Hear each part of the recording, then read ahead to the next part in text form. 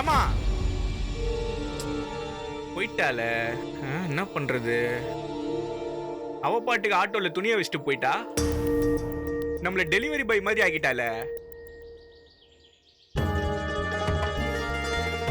அப்புறம் வேற என்ன மதனி? அப்படியா? அச்சச்சோ, அப்படியா? இந்த வீட்லயும் இதே கதை தான் மதனி. யாரும் எதையும் வெளிப்படையா சொல்றதே இல்ல. எல்லாரும் அவங்களுக்குள்ளேயே ரகசியமா பேசிக்கிறாங்க.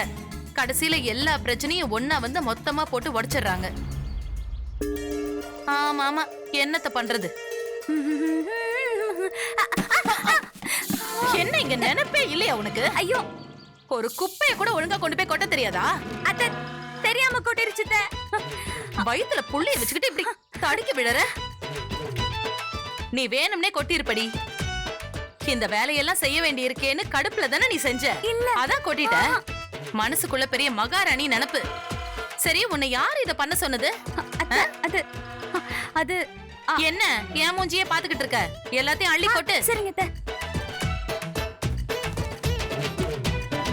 என்ன இந்த அம்மா இப்படி கத்துது? மருமகளை இப்படி வெளுத்து வாங்குத. உருப்படியா ஒரு வேலையும் செய்யறது இல்ல. பேசாம இந்த புடவைய அப்படியே சைடுல தூக்கி போட்டு போயிடலாமா? அதான் பண்ணணும்னு நினைக்கிறேன்.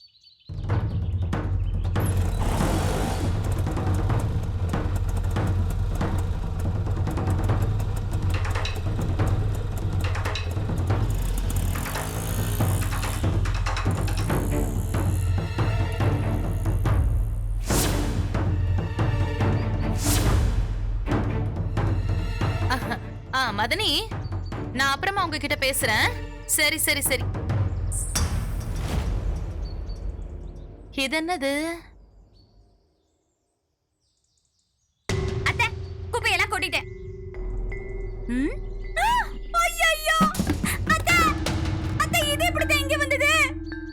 என்ன கேட்டா? இத நீ அன்னைக்கு சந்தியா கிட்ட கொடுத்தல்ல? ஐயோ அத்த, ஆமா அத்த, எங்க பாட்டியோட சாலத்தை இது. அத்த, பிறக்க போற குழந்தைக்கு இந்த சாலையில முறையா Dress தச்சு போடணும்னு சந்தியா கிட்ட நான் தானே கொடுத்தேன். இப்படி பண்ணிட்டாளே அத்த. ஐயோ, என் பாட்டியே இங்க படுத்திருக்கிற மாதிரி இருக்கு பாருங்க அத்த. அத்த பாருங்க அத்த, இப்படி பண்ணிட்டாளே அத்த அவ. ஐயோ சந்தியா, ஏய் சந்தியா, நான் தான் கூப்பிட்டுக்கிட்டு இருக்கேன்ல. சந்தியா, வெளிய வாடி. ஐயோ பாட்டி, அழாம இரு. சந்தியா, ஐயோ, ஏய் சந்தியா, இது வராத. எப்படி வர பாருங்க அத்த. என்ன சந்தியா இது? இது இங்க கிடக்குது. சொல்லு, என் பாட்டி துணி எப்படி இங்க வந்துச்சு? நீதான் ரோட்ல போட்டு வச்சிருக்கல. என் பாட்டி இங்க படுத்து தூங்குற மாதிரி இருக்கு. அர்ச்சனா, இது எனக்கு நிஜமா தெரியாது அர்ச்சனா. என் பேக்ல இருந்தது அர்ச்சனா. சந்தியா, ஏய் இரு இரு இரு. நீ தச்சு கொடுப்பேன்னு உன் கையில தானே இவ இத கொடுத்தா. ஐயோ ஆமாங்க, எனக்கு தெரியல இது. அத்த அவ போய் சொல்றாத. ஏய் அர்ச்சனா, இது பிட்டு துணி தானே. இதுக்கே இப்படி பதட்டப்படுற நீ? துணி இல்ல அத்த, அர்ச்சனா, பாட்டி அத்த. அத்த தெரியல அத்த, நான் இங்க வைக்கல அத்த. நீ வைக்காம பின்ன இந்த துணி என்ன கால் முடிச்சு கீழே நடந்து வந்துச்சா? உனக்கு தச்சு கொடுக்க இஷ்டம் இல்லனா அதை என் முகத்துக்கு நேரா சொல்ல வேண்டியதானடி. அதை விட்டு தூக்கி குப்பையில போட்டு வச்சிருக்க. ஐயோ அர்ச்சனா, சத்தியமா நான் இங்க போடல அர்ச்சனா. நிறுத்துறியா? நீ போடாம இது எப்படி இங்க வந்துச்சு? இவ இந்த துணிய உன் கையில கொடுத்தத நான் பார்த்தேன். இப்ப நீ இப்படி வந்து மாத்தி பேசுற? சத்தியமா இல்ல அத்த. அத்த நல்லா நடிக்கிறா பாருங்க அத்த இப்படி. அர்ச்சனா, ஏய் நீ சும்மா இரு. போலீஸ் வேலைக்கு படிக்கணும்னு ஆசைப்பட்டவளுக்கு வீட்டு வேலை செய்யணும்னு சொன்னா கசக்குதா? அதான் என் மூஞ்சிக்கு முன்னாடி தலையாட்டிட்டு அப்புறம் கொண்டு வந்து வீசி இருக்கல. அம்மா, என்னாச்சுமா? என்ன பிரச்சனை? உன் பொண்டாட்டி தான்ப்பா பிரச்சனை. அது அன்னைக்கு அர்ச்சனா அவளோட பாட்டி துணியை கொடுத்து இதுல அவளுக்கு பிறக்க போற குழந்தைக்கு ஒரு Dress தைக்க சொன்னா. ஆனா உன் பொண்டாட்டி இத ரோட்ல வீசி இருக்காப்பா. ஐயோ நான் பண்ணல அத்த, சத்தியமா நான் பண்ணல அத்த. அத நீ சொல்லணுமா? எவ்வளவு ஆசையா உன்கிட்ட நான் என் பாட்டி சாலியை எடுத்து கொடுத்தேன். பொத்தி பொத்தி நான் பாதுகாத்து வச்சிருந்தேன். கொஞ்சம் கூட மனசாட்சியே இல்லாம இப்படி பண்ணிட்டு குப்பையில போட்டு வச்சிருக்கியேடி. கொஞ்சம் பொறுமையா இரு. யாராவது தெக்க கொடுத்த துணியை தூக்கி தெருவுல போடுவாங்களா? அதுவும் இப்படி வேணும்னே செய்யணும்னு நினைச்சா வீட்டு வாசல்லே போடுவாங்களா? கொஞ்சமாச்சும் லாஜிக் வேணாமா? ஸ்வீட் கடைக்கு ஓனர் ஆயிட்டா இந்த மாதிரி என்னெல்லாம் தன்னால வந்துருமோ என்னமோ. டேய் வாய மூடுறா. எப்ப பார்த்தாலும் ஏத்தி விடுறது கோழி முட்டுறது. ஒரு வயசு பையன் மாதிரியே நடந்துக்கிற நீ. சிவகாமி, சந்தியா தான் பண்ணலன்னு சொல்றாள்ல, அவ அப்படி செய்யற ஆளும் கிடையாது. நீ கொஞ்சம் யோசிக்க மாட்டியா? ஏங்க சந்தியா, சந்தியா இல்லையா? என்னம்மா? அம்மா இல்லப்பா இது இங்க கிடந்ததா அதான் அவகிட்ட டேய், டேய் சரவணா, இப்போ உனக்கு திருப்தியா? எந்த காரணம் இல்லாம அந்த இடத்துல ஒரு பஞ்சாயத்து உருவாக்க வேண்டியது. வர வர நீ ரொம்ப மோசமாயிட்ட சிவகாமி.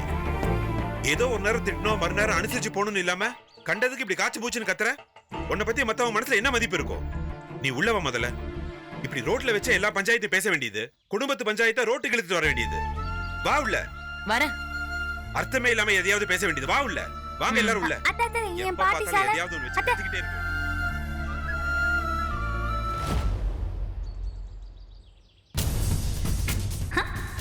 பரவாயில்லையே, செத்து போன பாட்டி கூட நம்ம போட்ட டிராமாவுக்கு உதவி பண்ணுது. பாட்டி யூ கிரேட்.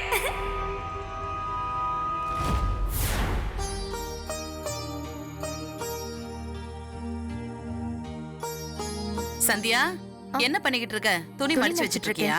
சரி சொல்லுங்க சரி. சொல்லுங்க அத்தை. தையல் மிஷின்ல எதுவும் தச்சு பாத்தியா?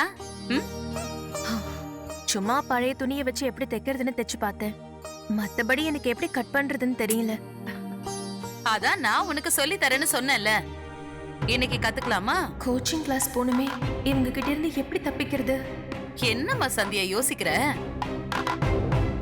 இங்க பாரு, ஒவ்வொரு விஷயத்தையும் நான் உனக்கு பக்கத்திலே இருந்து சொல்லி தரேன். ஒரே வாரத்துல உனக்கு எல்லாம் புரிஞ்சிரும். நீ படிச்ச பொண்ணு தானே, கத்துக்குவ. இப்பெல்லாம் ரசம் வைக்கிறது எப்படி, சோறு வடிக்கிறது எப்படின்னு எல்லாத்தையும் ஏதோ அந்த போனை பார்த்து தானே நீ கத்துக்கிற. அந்த மாதிரி தையல் பத்தி ஏதாவது இருக்கான்னு பாரு. சரிங்க அத்தை, பண்றேன். அதான் சந்தியா. சரி அப்ப வா, ஆரம்பத்துல என்ன பண்ணணும்னு நான் உனக்கு சொல்லி தரேன். அம்மா இதோ சரவண வந்துட்டான். வாடா, இதோ இப்பதான் உன் பொண்டாட்டிய தையல் கத்து தர வான்னு கூப்பிட்டேன். தையலா? ம் இப்பவா? ஆமா இப்பதான். ஏண்டா உனக்கு என்ன பிரச்சனை? அது எனக்கெல்லாம் ஒன்றும் பிரச்சனை இல்லைம்மா. ஆமா, நீ எதுக்கு இந்த நேரத்துல வந்து இங்க நிக்கிற? கடையில வேலை இல்லையா? அது அது அம்மா, அங்க ரொம்ப ஓவர் கூட்டமா வந்துருச்சுமா. அங்க சமாளிக்க முடியல. அதான் அப்படியே ரொம்ப தண்ணி தாகமா இருந்ததுன்னு தண்ணி குடிக்கலான்னு வந்தேன். அச்சச்சோ, அப்படியா? அப்போ ஒண்ணு பண்ணு, பேசாம சந்தியாவை கூட்டிக்கிட்டு நீ கடைக்கு போ. தையல் தானே, அது நாளைக்கு கூட கத்துக்கலாம். இதுதான் இப்ப முக்கியம். அப்படியாம்மா? அம்மா உங்களுக்கு ஒன்றும் வருத்தம் இல்லையே? இதுல என்னடா இருக்கு? இது அப்புறமா கூட கத்துக்கலாம். சந்தியா, நீ அவனுக்கு கடையில உதவியாரு. சரியா? கூட்டிட்டு போடா. கடை தான் இப்ப முக்கியம். சரி.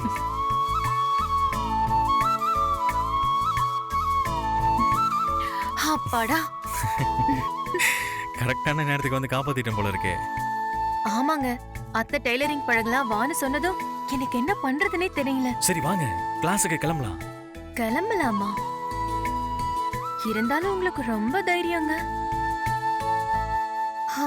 அத்தை கிட்ட திரும்ப திரும்ப பொய் சொல்றமேன்னு என் மனசு திக்கு திக்கு திக்குன்னு இருக்கு தெரியுமா? அந்த மனசோட மண்ணையில ஒரு போட போட்டு அடக்கி வச்சுட்டு கிளம்புற வழிய பாருங்க போலீஸ் மேடம். கடைசி வரைக்கும் இந்த விஷயத்த அம்மாட்ட சொல்லாம மறைச்சு வச்சிட முடியுமா? ஏதோ ஒரு நேரத்துல அவங்களுக்கே தெரிஞ்சிடும். இல்லைனா நாமளே சொல்ல வேண்டிய ஒரு நேரம் வரும். அந்த நாள் வரும்போது பாத்துக்கலாம். இப்போதைக்கு வாங்க, கிளம்புவோம். வாங்க வாங்க வாங்க வாங்க.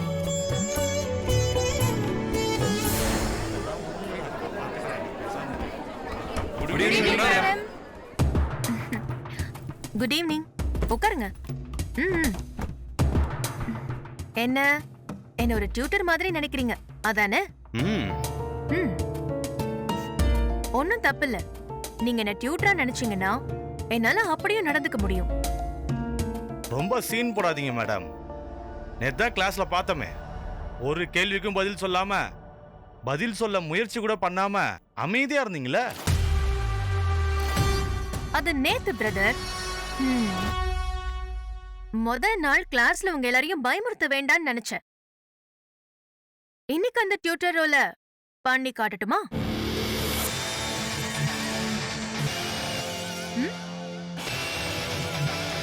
Okay, let's start. நேத்து நம்ம டியூட்டர் சொன்ன இந்தியன் பெனல் கோட் பத்தி யாரெல்லாம் எழுதிட்டு வந்திருக்கீங்க? டியூட்டர் மேடம், எதுக்கு இந்த ஓவர் சீனு? கடைசியில மொத்தமா சேர்ந்து பல்ப் வாங்க போறது நீங்க தானே? அத பாத்துக்கலாம் பிரதர். யாரெல்லாம் எழுதிட்டு வந்திருக்கீங்கன்னு தான் கேட்டேன். அதை கேட்டு நீ என்ன பண்ண போற? கல்யாணத்தை முடிச்சோமா, வீட்டுல புருஷனுக்கு நல்லா சமைச்சு கொடுத்து வேலைக்கு அமைச்சு வச்சோமா, ஜாலியா டிவி பார்த்தோமான்னு இல்லாம எதுக்கு இந்த தேவையில்லாத வேலை? ரைட்டு. அப்போ ஐபிசிய இந்த செக்ஷன்ல இருந்து ஆரம்பிக்கலாம்.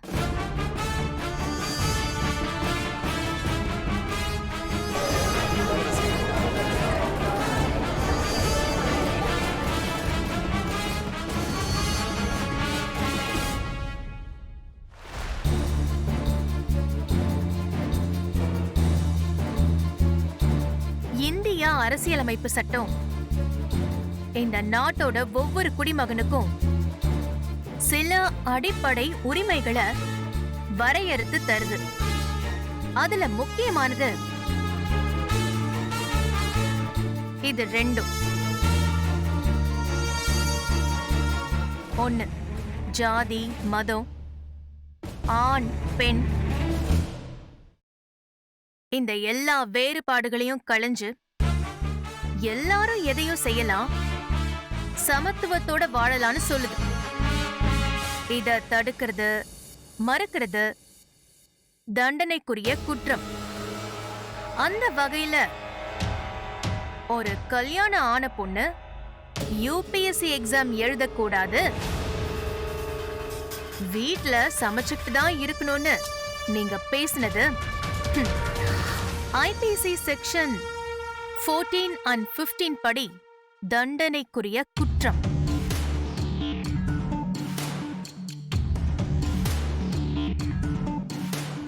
நான் கம்ப்ளைண்ட் கொடுத்தா உன்னை கைது பண்ண முடியும், தெரியுமா?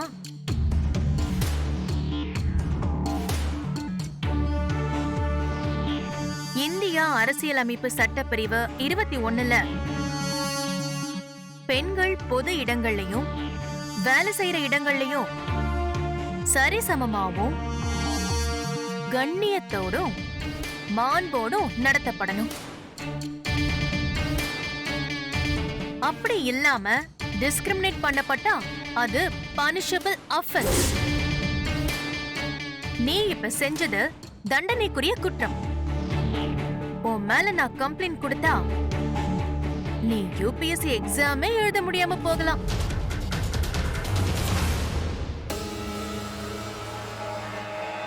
ஓகே, நேத்து நீங்க எல்லாரும் என்ன மாத்தி மாத்தி கிண்டல் பண்ணப்போ நான் அமைதியா இருந்தேன். அதுக்கு காரணம்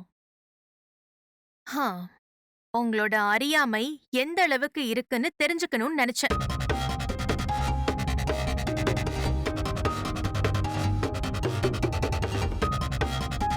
பட் இன்னைக்கு நான் சொல்றேன், நீங்கெல்லாம் யூபிஎஸ்சி எக்ஸாம்க்கு படிக்க வந்திருக்கீங்களே தவிர சில பேசிக்கான விஷயம் கூட இல்லையம்மா உங்ககிட்ட. முக்கியமா பெண்களை பத்தி நீங்க நினைக்கிற ஒவ்வொரு கருத்தும் மாரலாவும் தப்பு, எங்கப்பா சட்டப்படியும் தப்பு.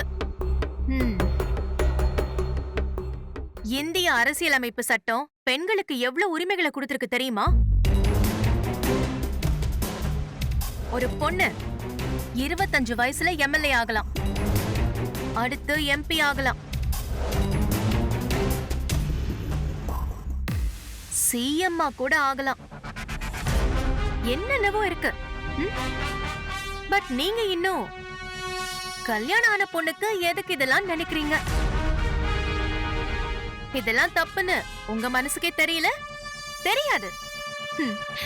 இன்ஃபேக்ட் எனக்கு கல்யாணம் ஆயிடுச்சு தவிர எனக்கு உங்க வயசு தான் பிரதர். இந்த வயசுல நாமெல்லாம் எவ்வளவு பிராட் மைண்டடா இருக்கணும். எனக்கு கல்யாணம் ஆயிடுச்சு தவிர எனக்கு உங்க வயசு தான் பிரதர். இந்த வயசுல நாமெல்லாம் எவ்வளவு பிராட் மைண்டடா இருக்கணும்.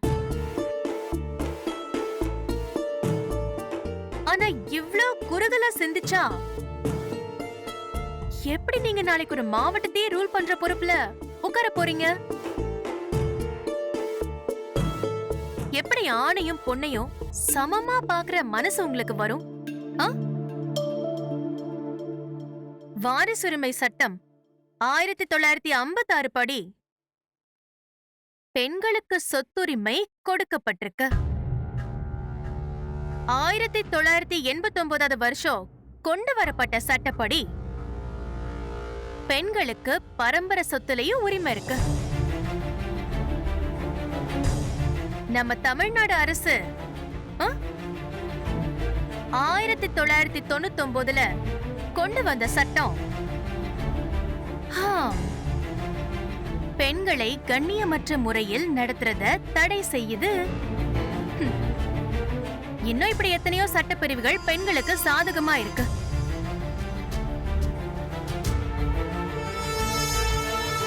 இருந்தும் அது எதையுமே மதிக்காம நீங்க இப்படி எல்லாம் பேசுறீங்க. என்ன பிரதர் இதெல்லாம்? என்ன? எனக்கு என்ன வருத்தம்னா, மத்தவங்க அப்படி இருக்காங்கன்னா அது அவங்களோட அறியாமை. ஆனா நீங்க இந்த படிப்பை படிக்க வந்துட்டு இப்படி யோசிக்கிறீங்களே, உங்களுக்குலாம் வெக்கமா இல்ல? என்னோட வருத்தமே அதான்.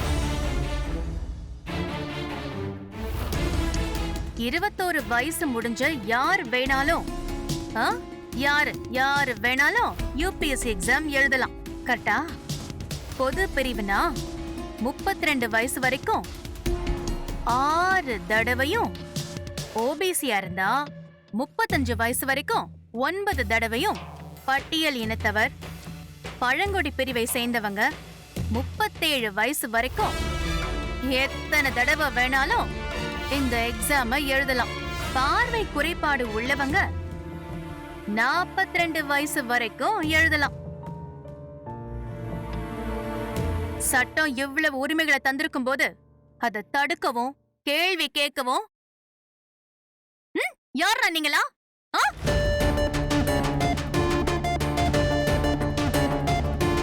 கேள்வி கேட்கவும் கேலி பண்ணவும் who are you?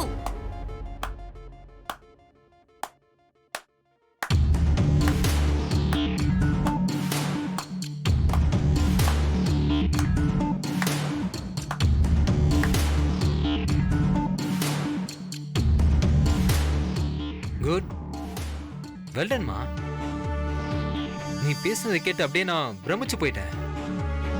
நேத்து நீ கிளாஸ்குள்ள நுழையும் போது உன்னை டியூட்டரா நினைச்சதா பசங்க சொன்னாங்க. தப்பே இல்லம்மா, உண்மையிலேயே நீ டியூட்டர் தான். ஐயோ சார், அப்படிலாம் இல்ல சார், எனக்கு தெரிஞ்சதை சொன்னேன். No no, you are such a intelligent student. நான் கூட நேத்து உங்களை தப்பா நினைச்சு பேசிட்டேன்.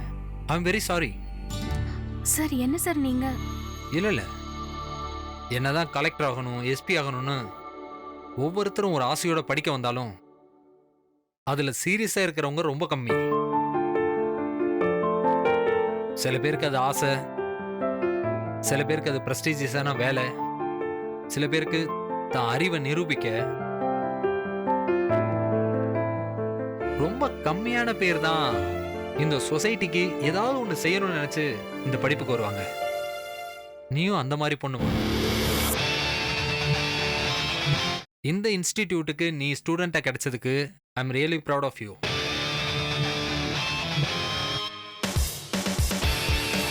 சந்தியாவை பத்தி எல்லாரும் தப்பா நினைச்சீங்களே, frankly இன்க்ளூடிங் மீ. நம்ம எல்லாருக்கும் தன்னோட அறிவால அவங்க பதில் சொல்லிட்டாங்க. ஆக்சுவலி நான் சந்தியாவை பத்தி வெளியில விசாரிச்சேன். அவங்க வீட்டுக்கு ஒரு நல்ல மருமகளாகவும் அவங்க ஹஸ்பண்டோட ஸ்வீட் ஸ்டால்ல வேலையும் பார்த்துக்கிட்டு மிச்சம் இருக்கிற நேரத்துல தான் இங்க யூபிஎஸ்சி எக்ஸாமுக்கு படிக்கிறதுக்காக அவங்க வந்திருக்காங்க. அதுவும் ஐபிஎஸ் ஆயே தீரணுன்ற ஒரு லட்சியத்தோட. வெல்டன். கிரேட். இந்த மன உறுதி கண்டிப்பா உங்க லட்சியத்தை நிறைவேற்றி வைக்கும். எல்லாரும் சந்தியாவுக்காக ஒரு வாட்டி எழுந்திருச்சு நின்னு அப்ரிஷியேட் பண்ற மாதிரி கிளாப் பண்ணுங்க.